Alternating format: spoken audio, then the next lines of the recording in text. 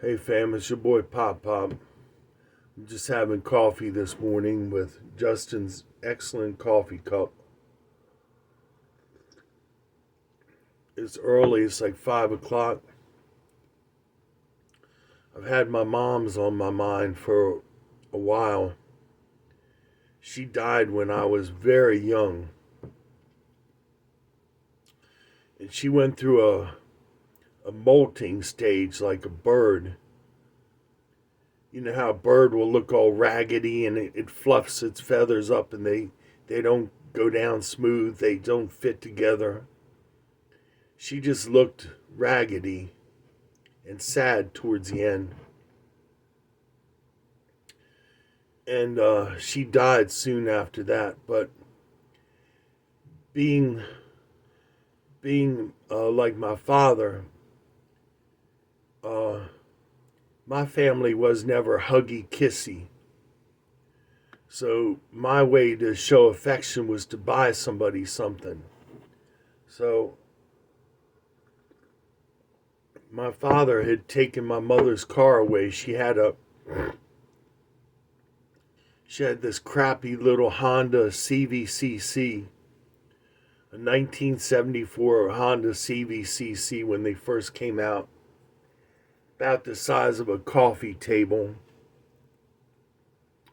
1300cc motor like a motorcycle. And I told I said, Mom, you gotta get back on the road. That's your problem, son, is, you miss the road. And I said, I'll buy you a car.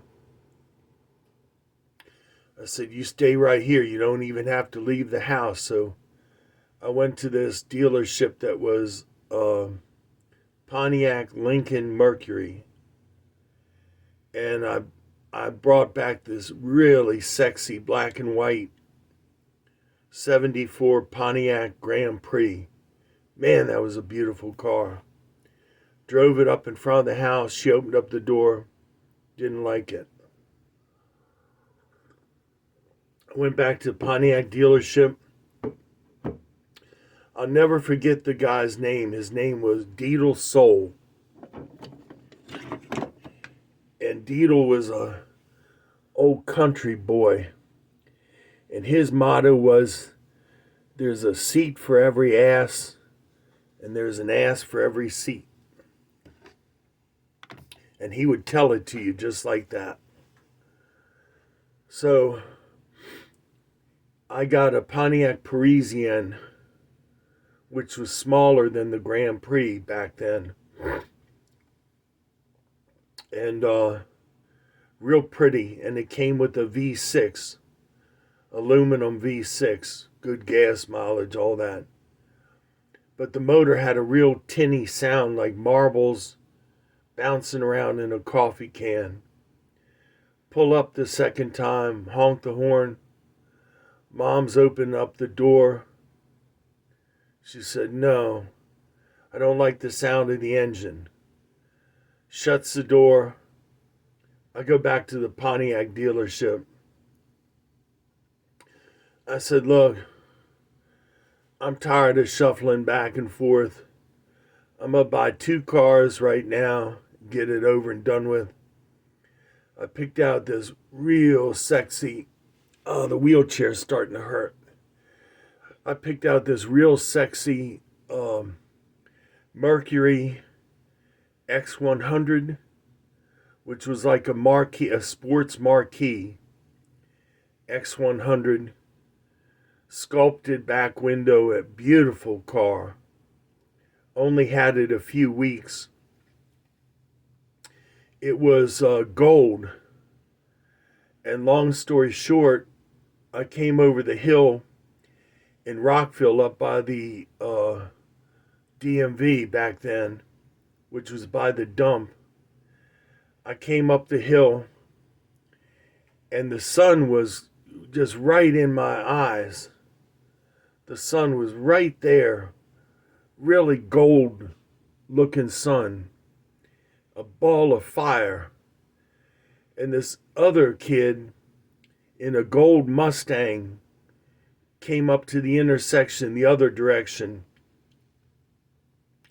So you had two gold cars and a gold sun. Nobody noticed the other one. I had the right of way though. And this kid hit the Mercury, T-boned it, and wiped it out with the Mustang. T-boned it in the side. It was like 2 or 3 weeks old. So for a while I drove the car that I'd planned to buy for my mother. Had to buy a third car to replace the Mercury. And I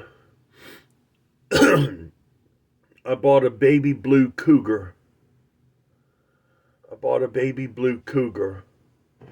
One of the worst cars I ever had in my life. Take the other car over to my mom's, and I said, Mom, I got you something so you could be stomping with the big dog, son.